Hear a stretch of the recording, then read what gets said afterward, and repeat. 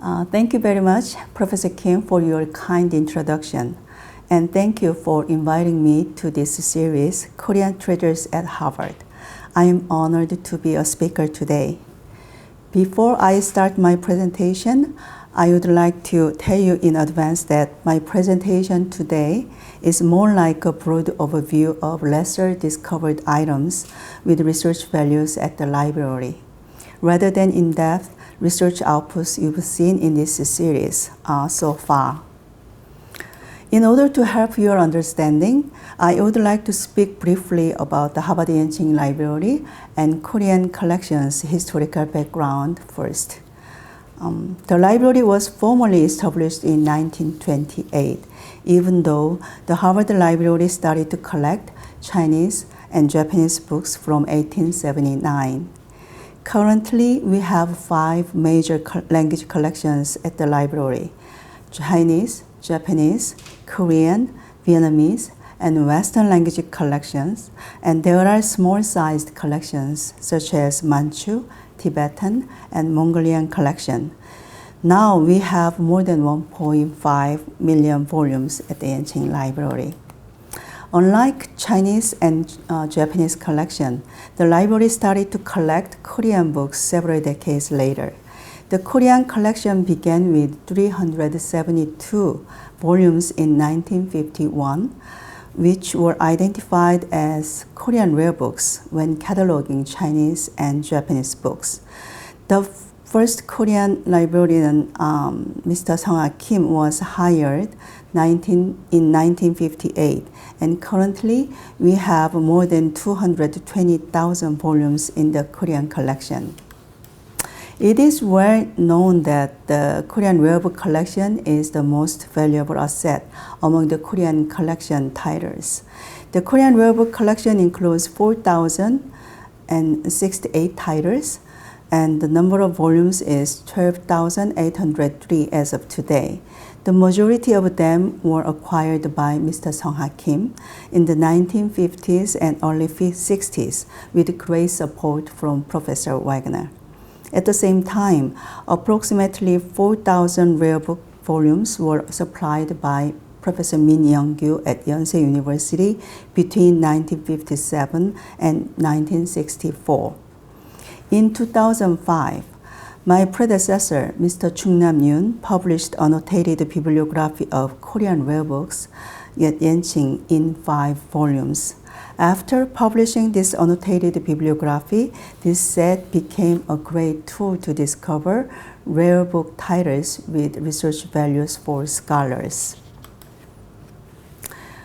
Mr. Chung Nam-yoon identified these areas are the strength of the Korean rare book collection. As you can see in this screen, 문집, collected literary writings of individuals, is the largest part, close to half of the entire rare book collection. And then we have many genealogy books, government examination rosters, and local gazetteers. So far, the library digitized almost 2,000 titles, which is about 48% of the entire rare book collection. But due to slowdowns of the quality control and uploading process during the pandemic, only 1,528 titles appear to be available through Harlist now. Open accessibility of digitized Korean rare books also made big differences in discovering the collection to scholars. I would say that the annotated bibliography is a gateway to browse rare book titles with annotations and indexes, while digitized rare books provide free access to contents in scanned images of unique titles we have.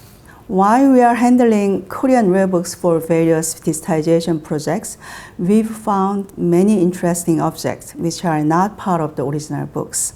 They were inserted in old books by previous book owners, and now they are kept in the library without any records yet. So I'm currently working with the National Library of Korea old document expert to make some kind of records for the library in the system. The image in the screen that shows the butterfly specimen, which was found in the book 태셔 신사 during a digitization project in 2018.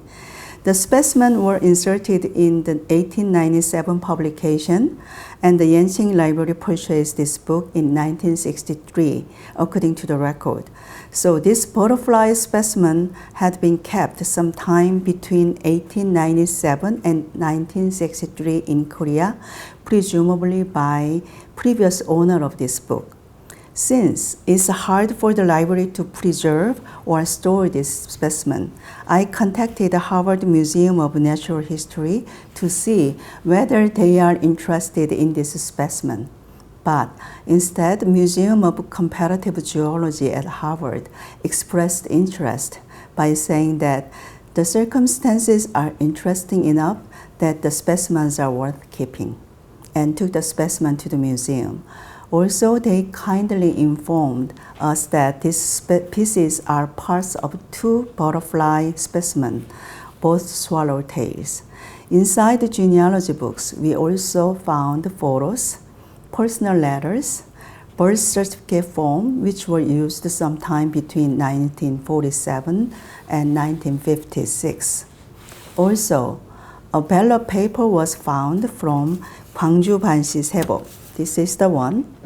This ballot paper is for 이승만 for president and 이기붕 for vice president. And its backside shows campaign slogans. 트집 말라 건설이다. 나라 위한 80평생 합심하여 또 모시자. 이번에는 속지 말고 바로 뽑자 부통령. This paper, ballot paper must be for the 1956 presidential election. And there are so many other objects, including a Japanese coin from 1940, a flyer. Many other items are from the pre-modern era, including these two. And it's so colorful inside. And also, it's interesting drawing with some writings, but they kind of utilize the cigarette paper. And also this kind of the letter.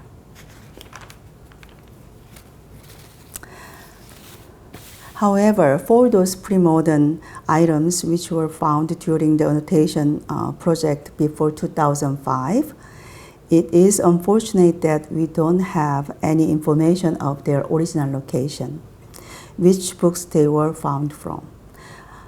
So, but however, as you see, interesting items like this are worthwhile to explore for Yangban culture in using books or letters as book owners in pre-modern and modern Korea. Before I talk about hidden gems in the Korean collection, I would like to show you a few well-known items first. I will mention 3 items which were used for exhibits in Korea. One for a conference exhibit and 2 other items for museum exhibitions. The first one is 대동여지도, which was used for the special exhibition commemorating the 150th anniversaries of the publication of 대동여지도 in 2011. Instead of the original, they used this digital map to reprint a reduced sized map for the exhibit. And you will find the reprint map in 2 Divinity Avenue on the stairway wall to the 2nd floor now. The original we have is the 2nd edition, 1864 woodblock printing in color. As you see, this book is this is the bookcase for 22 volumes. Can you see it well?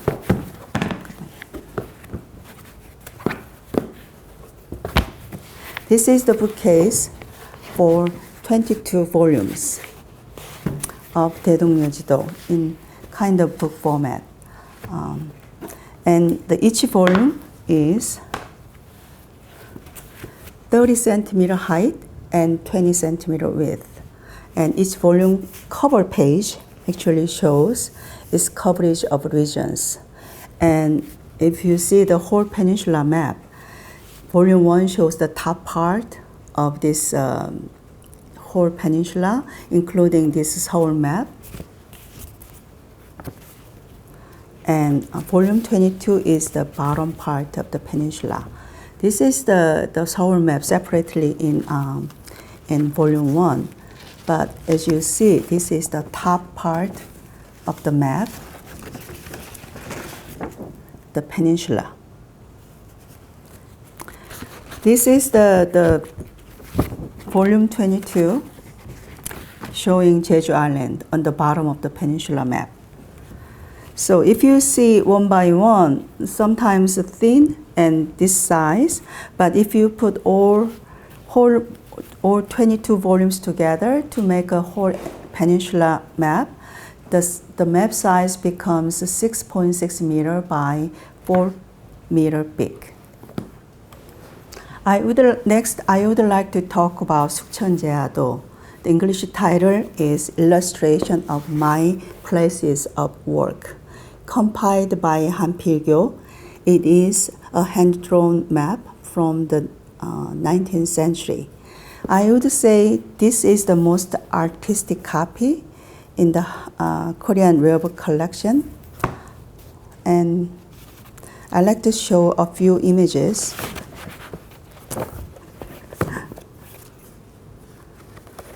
How they look.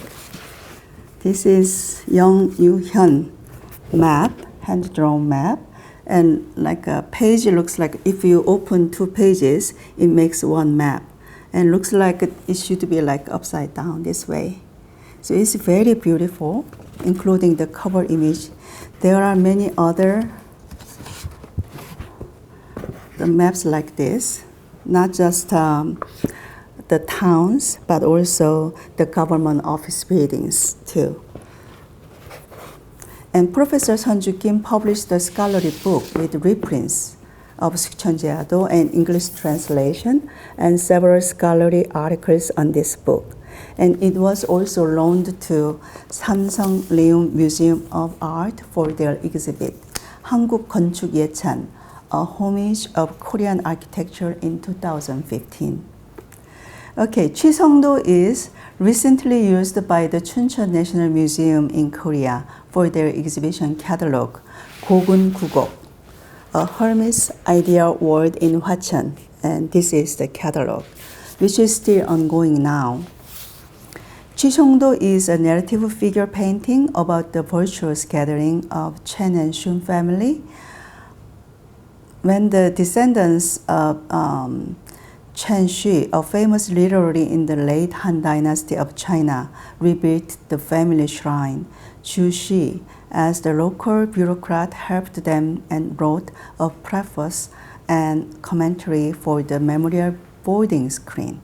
His content was an anecdote of the gatherings of people with virtues. Song Shi-eul was well aware of this content and frequently cited it as a major anecdote to build the Kang race as a cause and watch out for decadent secularity. With Kim Soo-jung, who was a politician of Joseon Dynasty and the main character of this special exhibition of Chuncheon National Museum of Korea, he asked the artist Jo Se-geol to produce Chiseongdo and directly made the album of the paintings with the comments of Ju Shi and his disciples. According to the Chuncheon National Museum, there are 4 paintings called Chiseongdo in Korea, one at Leum Samsung Museum of Art, one with Chung Si-eul's descendants, one at Harvard-Yenching, one in a Korean personal collection. And art historians believe that the Harvard-Yenching library copy may be the earliest one. This is the book. Our record shows that Chiseongdo is a manuscript in 1677 with Kim Soo-jung's preface. And as you see inside, there are some illustrations with the anecdotes, and they are, because they are pretty old, it's so fragile, and we need some preservation treatment for this. And due to the pandemic, Due to the pandemic, the museum could not loan 취송도 from us, but instead they requested X-ray and XRF analysis. The Weizmann Preservation Center at Harvard generously provided technical analysis report, including the results of visual examination, X-ray, fluorescence, spectroscopy, and multispectral imaging. These screen captures show Weizmann Preservation Center's technical report, which is 30 pages long, and this report was transferred into Korean and published in this exhibition catalog. And I like to show the page of that technical analysis report in this book. There are some more in the back. In addition to the annotated bibliography in 2005 and digitized Korean rare books, I found these 3 books introduce some of interesting titles from the Yenching Korean rare book collections for scholars. In 2003, Professor Mikyung published a book titled 하버드 대학 옌칭 도서관의 한국 고서들. Professor He includes information about many interesting titles we have, such as 숙천제하도, 조선회전 배경집, 제주도 여행일지, and so forth. I remember him saying that whenever he found interesting old books from the library's basement stacks, the library transferred them to the rare book room. So he claimed that he contributed quite a bit to discover unique items from the regular stacks with his well-trained scholarly eyes. I guess those interesting items are all included in this book. In 2014, Professor Jeongmin published this book, 18세기 한중 지식인의 문예공화국, 하버드-옌칭 도서관에서 만난 후지스카 컬렉션, which was his research outputs from his one-year stay as a Harvard-Yenching Institute visiting scholar. This year, we have a new publication, 하버드-옌칭 도서관 소장 세고 해제집, annotated by Professor Ho-jin. Okay. In Professor Jeongmin's book, he identified Fujisuka Jikashi collection from the rare book collection at Yenching, which includes 45 titles from both Chinese and Korean collection. Fujisuka is a Japanese scholar and Keijo Imperial University professor during the colonial period. And he stayed in Korea, Seoul, from 1926 to 1940. His research focus was on intellectual exchanges between Qing and Joseon, and he wrote his dissertations on this subject with focus on Chusa Kim Jung-hee. He was a book collector as well.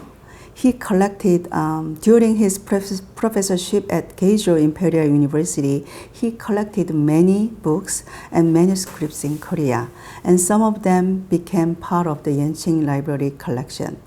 Professor Jeong identified 23 Chinese titles and 22 Korean book titles as Fujisuka collection. Fujisuka collection means that Fujisuka originally owned these books. They are often purchased by him and sometimes rebound by him or transcribed by him if not possible to purchase. If you browse the Fujisuka collection at Yenching, you can tell that he often used Qing papers when transcribing and used the Qing binding style. I'd like to show you some examples. This is the case with the Japanese design paper with his own handwriting. But this case, I think he purchased the original book and he didn't touch anything, the original condition as is. So it shows Korean style paper, Korean style book binding. But in this case, that looks like quite similar. The case shows Japanese design paper with his own handwriting. But if you see inside, it's Qing style Qing binding style with 4 holes. But inside is a printed edition. So that means he only rebound after purchase. But the last one, this is the typical appearance of his collection, especially when he transcribed. He used the Qing binding style with 4 holes, and he used Qing manuscript paper inside. Looks like this way. And it's quite typical that you find many his notes or corrections in red color. That's the typical appearance of Fujisuka collection Professor Chung identified. This is the list of Fujisuka collection Korean titles. As you see, authors are mostly well-known scholars from the 18th century to early 19th century, including Kim Jung-hee and Park Jae-ga. Among the Fujisuka collection titles, there are some interesting stories behind. This title is Hongjo Yu-hun. It was originally shelved under the Chinese web collection, but Professor Chung let us know that it should be under the Korean web collection. So this book was transferred from Chinese to Korean and revised the bibliographic record accordingly. Lee Sang-jeok was a translator and scholar who was close to Kim Jung-hee, and through several trips to Qing, he kept close relationships with many well-known Chinese scholars as friends. This book includes letters to Lee Sang-jeok from Chinese scholars. And the letters were compiled by Lee Sang-jeok with a title he made and wrote in his handwriting. I'd like to show you inside of this book. You see first the note by Fujisuka. He made so many notes by himself. I think he tried to identify Chinese scholars from this book. And if you see inside, he also wrote some, if he figured out the Chinese scholar name, he kind of wrote there. And these are kind of pasted, the letters from China. And there are very interesting letters. Looks like a different design and different writing, or different people, I assume. And also different colors of papers too. So this is, this book has a research value if you are interested in intellectual exchanges between Chinese and Korean scholars in the early 19th century. However, unlike Hongjo Yu-hun, Oun Goryak is a different case. Professor Chung also told me that he considers this book should be part of the Korean collection, but we failed to transfer Oun Goryak from Chinese to Korean until today. I mentioned that Fujisuka often used the Qing papers for transcriptions and used the Qing binding style. Oun Goryak is in this case. I'd like to show you this book, 4 holes, Qing binding style. And if you see inside, he used a Qing style manuscript paper. So if you see its physical appearance, Fujisuka transcribed Oun Goryak text in Qing's manuscript papers and bound in Qing style. So without knowing the background of this book's transcription process, it's easy to say that this book is from China. And there are 3 manuscripts available in other institutions. One copy is part of the Asami collection in UC Berkeley. And another copy is at the National Library of Korea, which is part of Wichang Mungobon, originally owned by Oh Se-chang. Gyujangak copy known to be a transcribed copy from the NLK manuscript, while both NLK and Berkeley copies have identical contents. But it's not clearly written which original copy Fujisuka used and when and where he transcribed the Yenching copy. One thing clear is that the Yenching library copy was transcribed by Fujisuka, who was a Japanese and a professor at Keijo Imperial University from 1926 until 1940. So, it's highly possible that its original manuscript was in Korea at the time when Fujisuka transcribed, possibly sometime between 1926 and 1940, while he was a professor at Keijo Imperial University. So my guess is that Yenching copy must be from the Osechang's original manuscript, because Asami took all his Korean collection to Japan when he left Korea in 1918 and later sold the collection to Mitzi. So even though its manuscript paper and binding style appear to be from Qing, there is almost zero possibility of being a Chinese book made from China, I think. But a Chinese rare book expert at the time, a visiting scholar, rare book specialist from China, didn't agree to transfer this book to the Korean collection. This book has in-depth annotations of 61 titles and 171 volumes of Sego and Yeonbangjip at the Harvard-Yenching Library. As you know, Sego or Yeonbangjip titles consist several literary authors 문집 under one family clan, and due to this reason, Sego and Yeonbangjip titles have not been much valued by scholars for their research so far, according to Professor Yoon. So through his in-depth annotations, he identified some interesting individual 문집 titles with scholarly values for further research, such as 민증제 선생집, 운포세고, 담헌유고, and so forth within Sego and Yeonbangjip titles. Now, since the Korean rare book collection has been better discovered and introduced to scholars through the annotated bibliography and digitized books, I would like to talk about more of non-book format materials from modern to contemporary Korea. First, library has been developing poster collections from two Koreas. Currently, we have more than 3,000 South Korean film posters from 1956 to 2019. We also have 24 North Korean film posters produced from 2007 through 2015, and 505 propaganda posters produced from 1997 through 2019. This chart shows breakdowns, counts of South Korean film posters by each decade by with various sizes.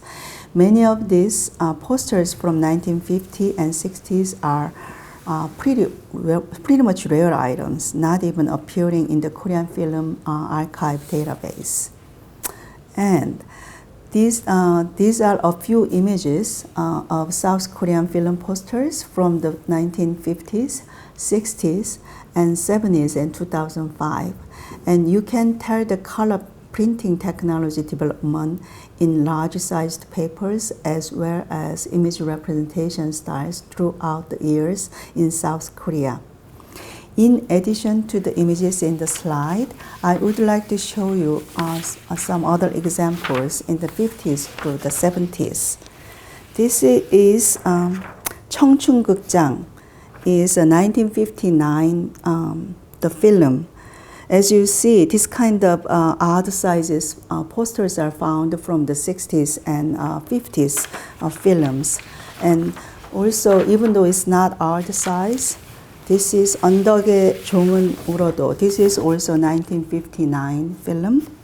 You see some differences, but also you can tell that at the time, majority of scripts are 한자 characters.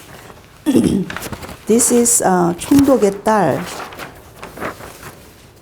Is 1965 film. As you see on the bottom, where and when it was shown.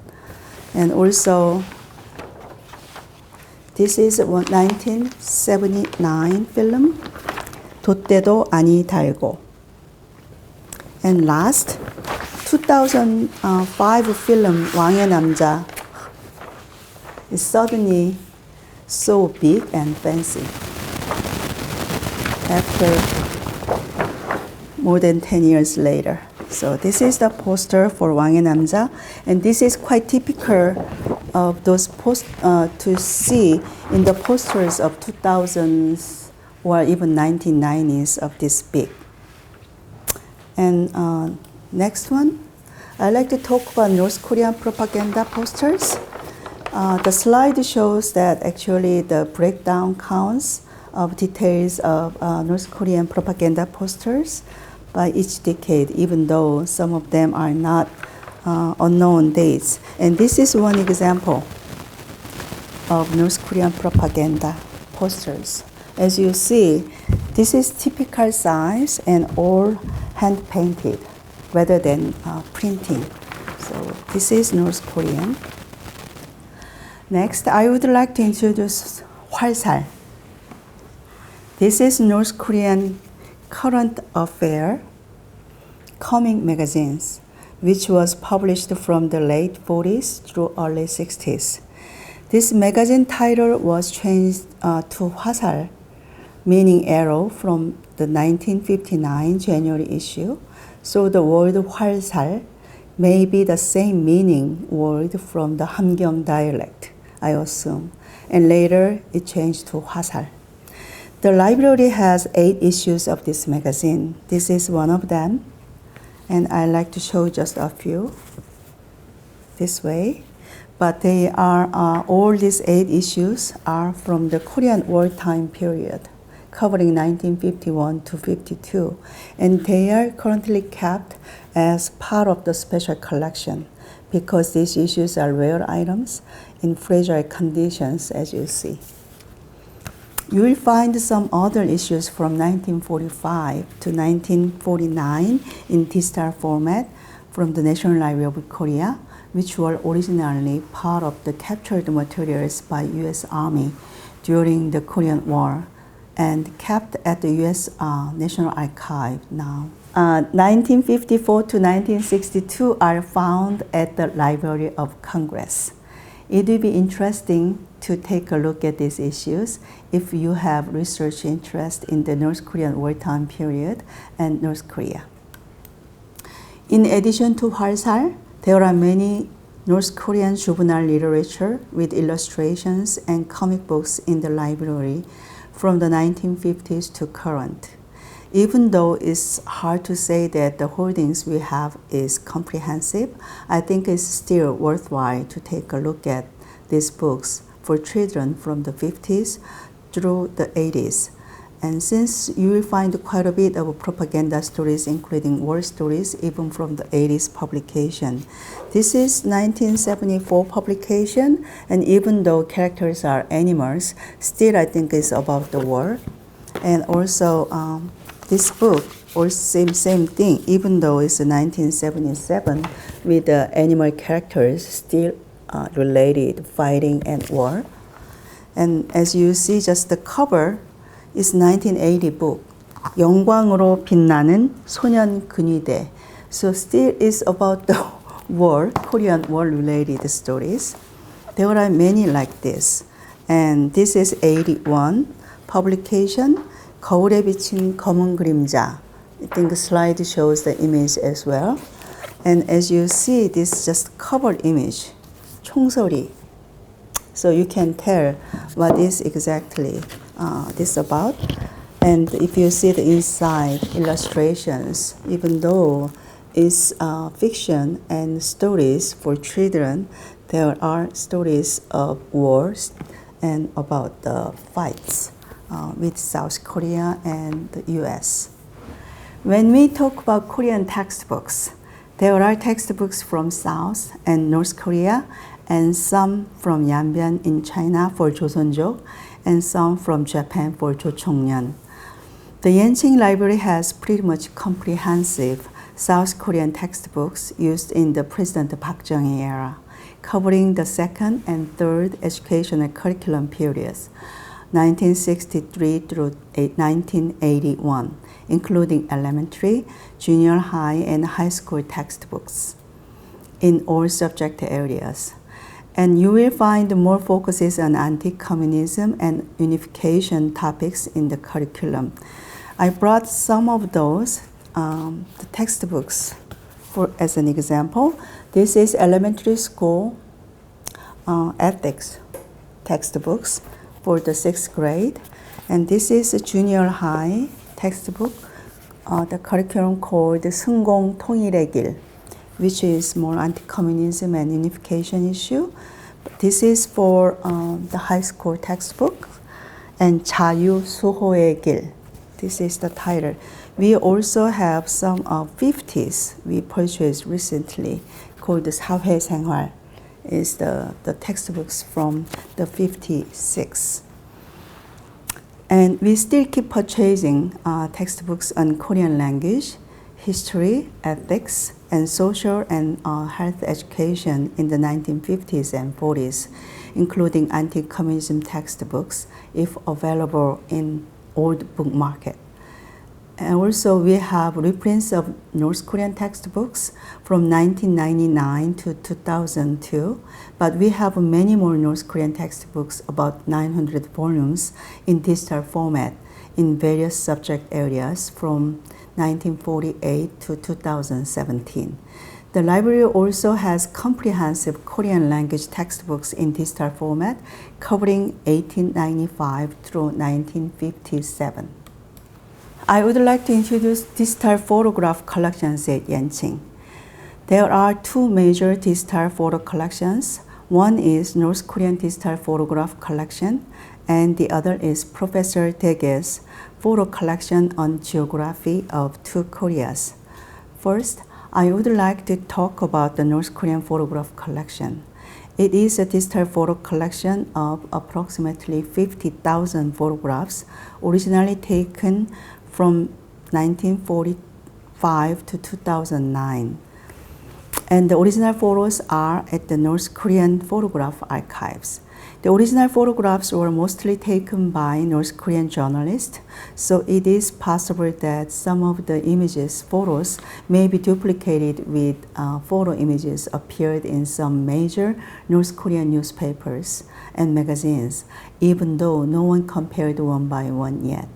These digital photographs are available in the North Korean workstations in the library first floor reading room, since the vendor didn't agree to upload into the library intranet server for online access to the Harvard community yet.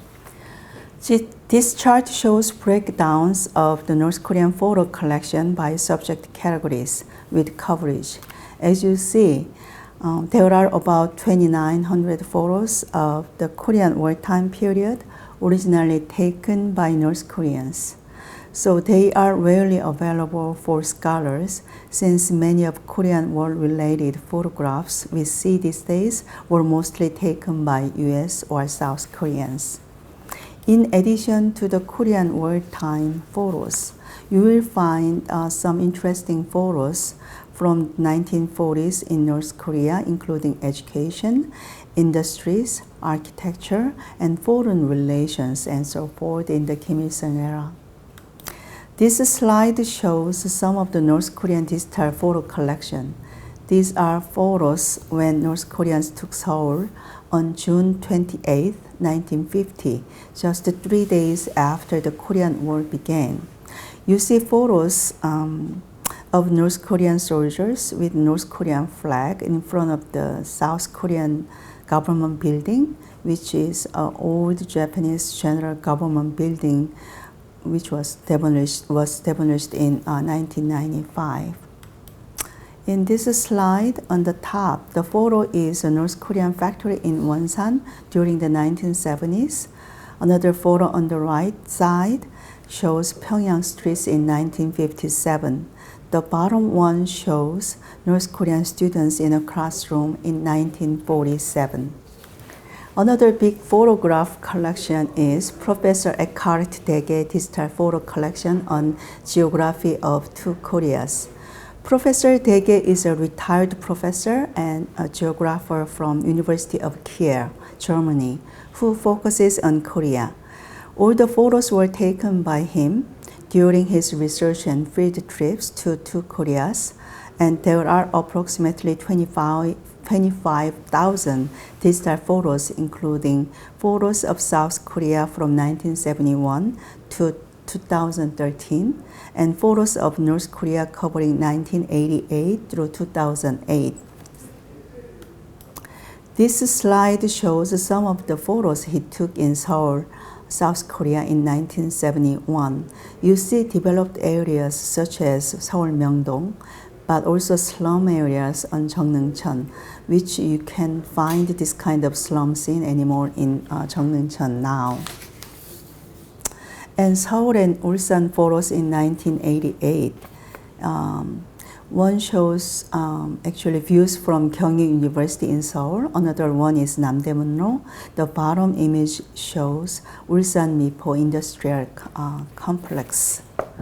This book, actually he published this book, 독일 지리학자가 담은 한국의 도시화와 풍경. This one actually he selected some good photos to show South Korean the development process throughout all those years. And I heard that he also prepares another book for North Korean photos. And this actually slide shows the photos of North Korea the same year, 1988, and including Pyongyang and Hwanghae-북도 Hwangju. Actually, when I compared photos of Pyongyang and Seoul the same year in 1988, I was actually about the city population in both cities because Seoul looks so much busier than Pyongyang. Now, I would like to introduce drawings by Reverend Lee Yeon-ho from the papers of George and Geraldine Fitch, one of the Yenching archival collections. In the box 46A, which was originally categorized as Chinese-related materials, we found correspondences between Dr. and Mrs. Fitch and Reverend Lee Yeon-ho, dated from 1948 through 1974. He was a pastor, known to be father of the poor, an artist, and during the colonial period, he was activist for independence. He had close relationships with the Fitch family since 1948, when he was working for the poor in Seobu Icheondong slum area with his wife, who was a medical doctor. After Dr. Fitch and Mrs. Fitch left Korea, they exchanged so many letters. And in his letters, he included many sketches and drawings. After his death in 1999, there was an exhibition with his artworks in Korea, and his biography book shows his artworks images. Still, I don't find the same sketches and drawings we have in the Fitch collection, so I guess what we have is quite unique. This image shows some of his drawings and sketches of mostly slum areas and handicapped people. Also, there are some flower design in his letter. Even though I'm quite ignorant in art, I could tell his affectionate and warm hearts and caring eyes toward the poor and disabled people from these drawings and sketches. Since these drawings were done in poor quality, actually like this is small, in just regular the paper. So this is kind of image of the sketches. I like to show a few more, like this kind of sketches. His sketches mostly of handicapped people after the war, and mostly young and young boys or girls or women. You see this kind of sketches. But at the same time, there are some colorful the illustration of the condition of Korean War at the time. So he sketched many of things like this, sometimes black and white and sometimes in color.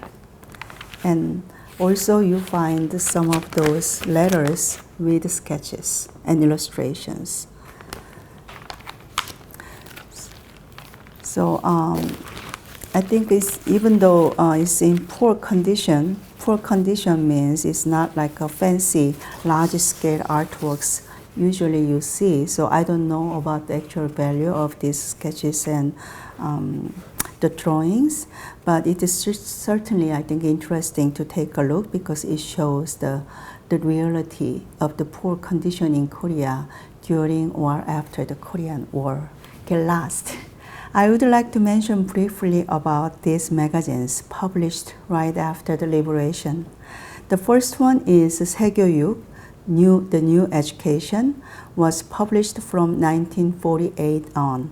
I think it's worthwhile to take a look at those issues in the late 40s and early 50s, even during the Korean War. This magazine aimed to educate democracy and try to enlighten students right after the Allied occupation period.